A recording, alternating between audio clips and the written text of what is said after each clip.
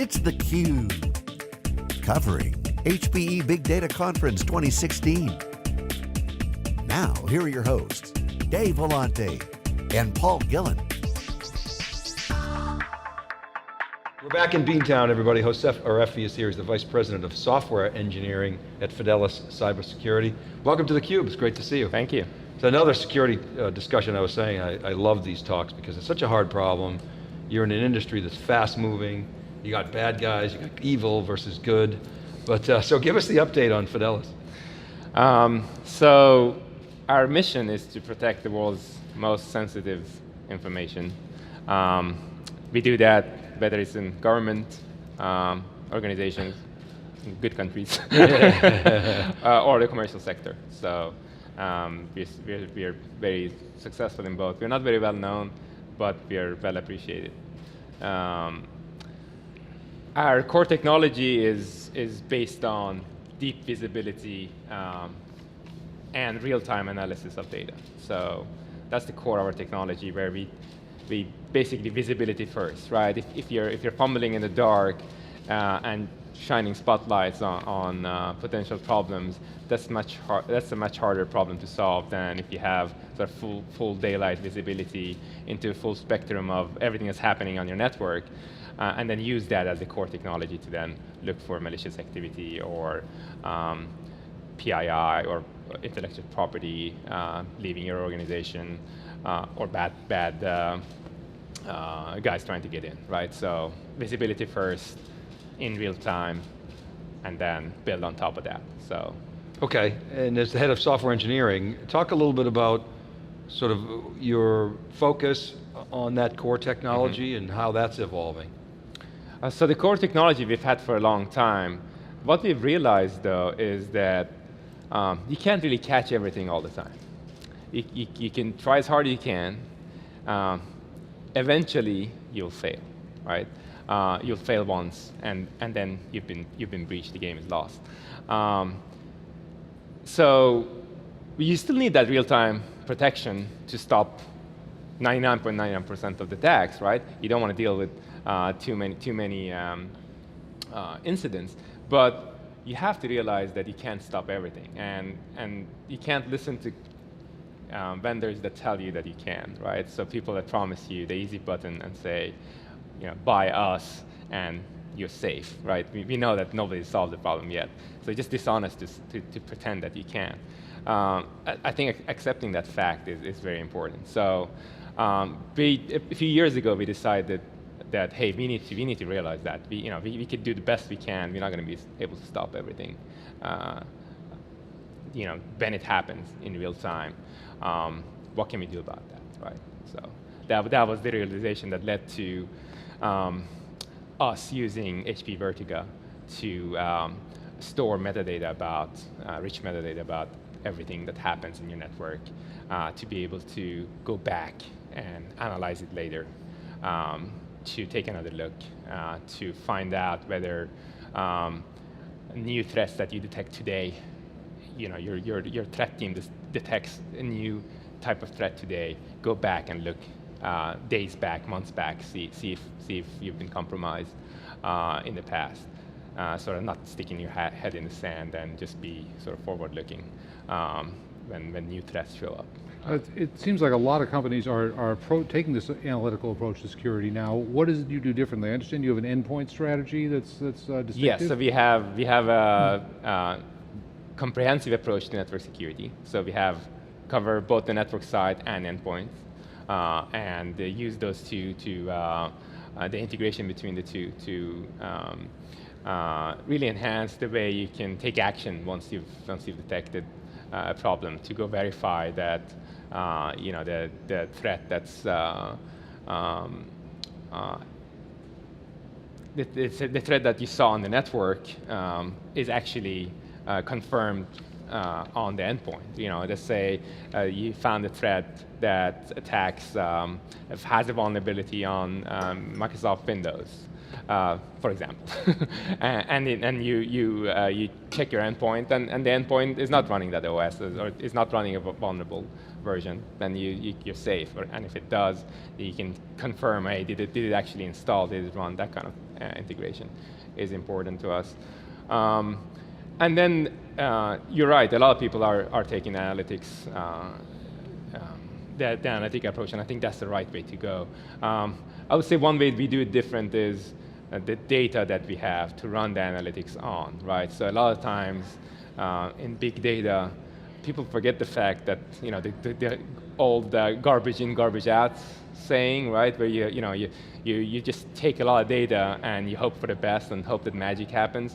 Well, it's hard to make magic happen sometimes when you have data that's not structured well, data that's missing information, right? So if you don't have that, the full spectrum visibility that I was talking about, then you have partial data that you can run analytics on, and you can have smart people try to figure things out given that partial data, right? So it's kind of like seeing shadows and then trying to decide what's going on, rather than seeing a nice picture of events happening, right? So sure, you can use those shadows and run analytics on it, and then that way try to figure out what's going on, but that's just a much harder problem to solve. So we think that we have a data advantage, where the data that we collect is so rich that and so well structured and stored in a great database. We think that gives us an advantage over other type of companies. So given that thwarting penetration is virtually impossible, it would stand to reason that security should be a board level topic on a regular cadence. Is it? I believe that it is, although what we've seen is almost some sort of numbing, I would say, to the problem. You've heard so many breaches happening in the news, you might have stopped paying attention. Right? I pay attention. I mean, I love it. Well, you're in the business, but the lay person, that doesn't, it's not that big of a news anymore. Another breach. Insurance will take care of it. Yeah. Well, I mean, the problem hasn't gone away. Oh, right. The problem is still big, but there is a level of numbing in the business, and a level of hopelessness maybe, where people are giving up in a sense, and throwing their hands up. But we believe that there is hope. That right now, if we're being honest, we're behind. Right, we're behind the adversaries. They're a step ahead of us. Not necessarily because they have better technology, but because they only need to win once, right? It's a rigged game where we play defense and we win every time, but then you only need to lose once, and you've lost. You lost. Plus, they're committed, like totally, completely committed. Not that the good guys aren't committed. They are, but they have motivation. But inside of an organization, not everybody's committed. So what's the right regime for cybersecurity? Most organizations, true or false, the responsibility of security falls on an IT team and not the business, and it's not a shared responsibility. Is that a fair criticism? That's fair, and it's even worse than that. Sometimes it's split, where the network security team is different than the endpoint security team, and they don't talk to each other. And the email team doesn't talk to the network security. Exactly. And the business says it's somebody else's problem, even though my bad behavior is maybe the cause of the problem. I mean, we've seen that changing to some extent, where the organizations that take it more seriously are starting to change, and it's this full spectrum of different variety of ways people are dealing with it. Some are still stuck in that mode. So I'm sorry, Dave.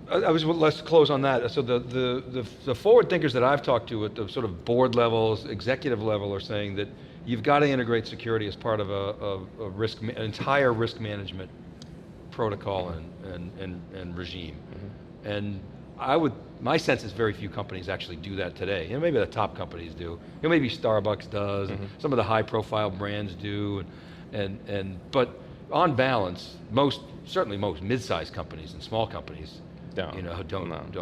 But is that a trend that you're seeing? Is it happening fast enough? Is it happening at all? I'm probably not the right person to give you. I mean, I could give you my sense of it. Coming from engineering, really trying to focus on solving the problem, you know, and then hoping. This organizational issue is not. Seriously, I mean, you know, we kind of have to have faith in the industry and the good guys wanting to help themselves, right? And you're asking, hey, do you see that? And I believe we see enough of that. You know, we're a growing company, and you know, we've been growing year over year. You know, significant growth, and that underscores a commitment. Yeah, that underscores that there is more spending going on, and I believe that there is such a thing. But on the other hand, you kind of have to also understand our customers' point of view, where they have been. It's not that they haven't invested; they have been investing, but they're still being breached, right? So it's important that they don't obviously just throw their hands up and say, well, it's not going to work, so. Right. Well, let's talk about some of the technology you're bringing to bear. You're using Vertigo. We have all these new real-time or streaming tools like Spark Streaming and Flink and some of the open source alternatives. How is this changing the game in security? The sudden, it seems like just the last couple of years, availability of some really very powerful streaming data analytics tools. My belief is that this would be a game changer. That in a few years' time, we will have a significant shift in the dynamics of the capabilities of cyber attackers versus cyber defenders. In whose favor? In the defender's favor. Yay. I mean, right now, we're way behind. And I believe that for a couple of reasons. Number one is the advanced analytics and machine learning, right? So I believe that we are ahead there, that the defenders have gone down that path a few years ago already, right? So we started, you know, thinking about how to apply advanced machine learning and analytics towards cyber defense. Whereas I don't think the same thing exists on the offense side. And number two is utilizing a massive increase in computational power, right? So we have the Moore's law, where exponential growth in computational power, as well as the cloud, right? That gives you the ability to use enormous amount of compute power to solve a problem. For various reasons, I don't think that the cyber attackers have access to those similar type of capabilities. Think of a cloud, for example. It's harder for them to kind of in the dark spin up their attacking environment in a cloud, right? And they would get shut down, hopefully. Whereas one would hope. One would hope, even if they paid, right? We can assume that the dark clouds will emerge. So. Yes, so they might have their own cloud infrastructures, but not at the scale of your Microsoft and Amazon and Google, right? So those two things hopefully will give us an advantage where we turn the tide, and at least for a number of years we'll have a leg up on them until they catch up. What kind of trends are you seeing? What kind of trends right now are you seeing in attacks and the way attackers are, the tactics that they're using? Do you have visibility into what they're doing? We do have a threat research team that's looking at emerging threats and try to protect our customers, writing policy and rules and analytics for our products, for our customers that we push down through the cloud to them. I would say again, this isn't my domain per se, but the trends that we see, I don't know if they've been shifting necessarily. I mean, with ransomware has exploded. We hear that a lot from a lot of our customers. Do something about ransomware, or I won't have a job, right? But I want to follow up on that. Now, ransomware typically is triggered by an individual employee clicking on a malicious link. And how do you stop that? And within 3 seconds, their hard drive is encrypted. I mean, how do you stop that? Good question. Good question. Multi-pronged approach, right? So you try to detect those messages coming in, right? Whether it's some sort of phishing, whether it's the website that they visit and inadvertently download something. So basically, the first point of attack, you try to stop that. Believe it or not, you can actually detect ransomware as it's encrypting stuff. Just the pattern of the way it accesses the disk drive, for example. So there are telltale signs to try to, but it's like anything that's based on human weakness. There's always that one time where it happens and you kind of have a choice. You pay up for, right? I mean, I've heard this story where people call the police department asking for help because they've been hit by ransomware, and the local police department says, "Oh, yeah, you just pay up. That's happened. That just happened to us too. That's what we did. Pay the bill. I can't help. So I mean, it's a huge problem. So everybody, cites these stats in terms of the number of days after you're infiltrated. The average organization, the average infiltration takes whatever, 300, 200, somewhere in between there, days to detect that intrusion. With analytics, machine learning, you would think that you can start to attack that number. Can Fidelis help attack that number? Absolutely. Shrink the time to detect. Yes, absolutely. So you're right. So usually when a breach happens, so the breach, the end goal of the breach is to steal, whether it's personal PII information or your company's secret. That usually doesn't happen on day one. Where the first computer gets hacked, right? Right. It takes a long time for them to propagate, get to the right places, get to the right servers, stage the data, and then pull it out. And you're right. It's anything between weeks to months that could happen. And that's another reason where analytics can, it has a chance of being very, very powerful, because you do have the time to analyze the data and stop the eventual breach rather than stopping the initial malware, say, coming in. It's not all about 100% of the time stopping the first host that's being compromised. It's more, your overall goal should be to stop the final breach, and that's where analytics comes in. Well, they're going to get in. We've established that. Yeah, exactly. Exactly. It's a certainty. It's a certainty that eventually they're going to get into one of your computers. That's established. You want to stop them from getting to your crown jewels and getting that out, right? You got to find them. They got to find them. They got to collect the data. They got to stage it. Sometimes they compress it, encrypt it, and then pull it out, right? All that takes time, and you want to stop that. Right? So you're talking about a containment strategy, really. How do you advise your customers, assuming the inevitability of being breached, of what they should do when that happens? How to contain? Once they realize they've been breached, you mean? Or yeah. Well, I mean, then you call the pros, right? And there are multiple organizations that have professional services that are post-breach remediation.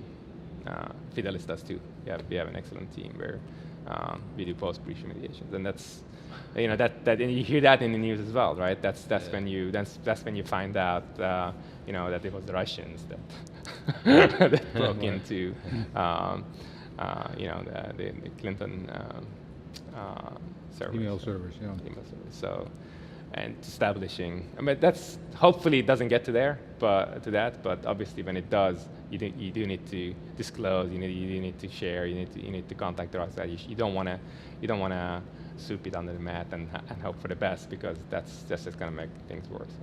So you predicted earlier that the scales will somewhat tip to the favor the defenders. I have to warn you, I'm an optimist. That's good. That's good. I mean, I want my security people the whole to be security optimistic. industry better be optimistic, or we're all in big trouble.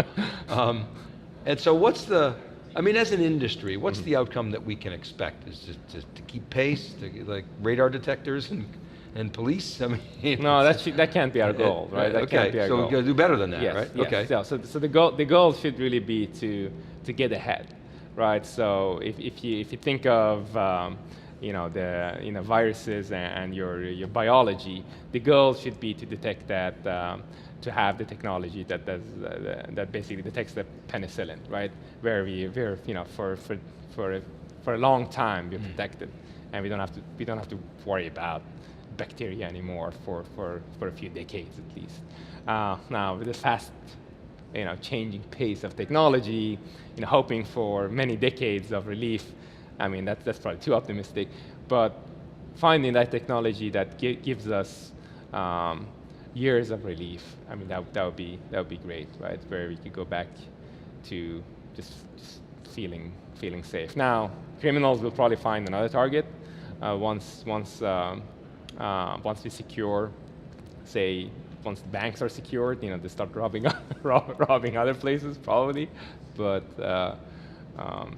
at least we want to get to a point where we can feel safe that our money is safe in the bank. Right? It seemed to me, taking this more analytical approach, that sharing would be important, that if you were cooperating with all the other companies doing analytics-based forensics, sharing that data with each other so we could build large databases about looking for common patterns. I understand that sharing is not very common, though, in this field. Am I wrong?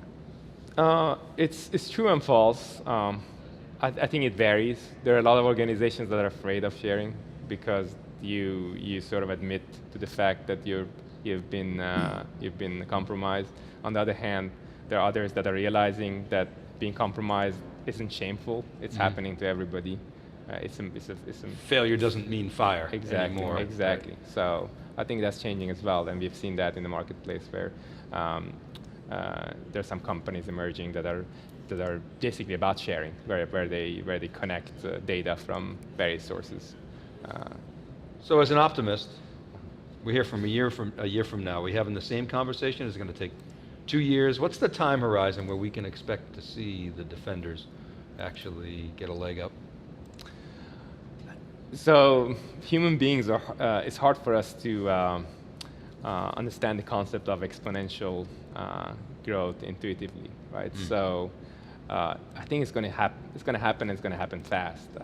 If you think about AI, how that was a joke for many decades, and all of a sudden it wasn't, right? And it's reality, and that's what exponential growth does. When that knee kicks in, that's when it happens. Now, did people predict that knee to happen much sooner? Sure, they did. There were some that they were talking about, intelligence being walking among us, right?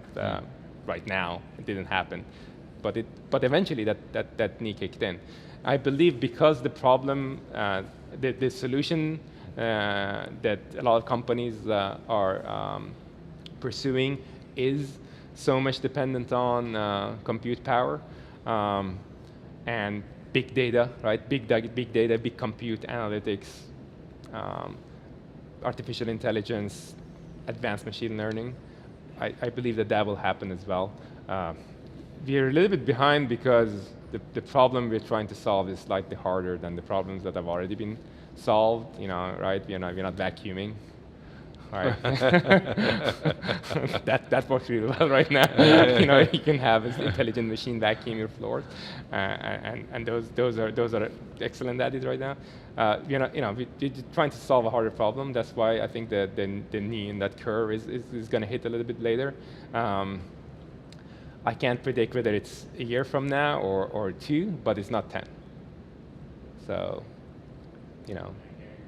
but it could be around the corner, or it could be a couple of years, 2-3 years away. But near term, near to midterm. Yes. This is your prediction. Yes. Excellent. Okay, Hossein, we have to leave it there. We're bringing you exponential content explosion on theCUBE. Thanks so much for coming on and sharing. Thank you for having me. Segment. Thank you. Our pleasure. Take care. All right, keep it right there, everybody. Paul and I will be back with our next guest right after this. This is theCUBE. We're live from Boston. We're right back.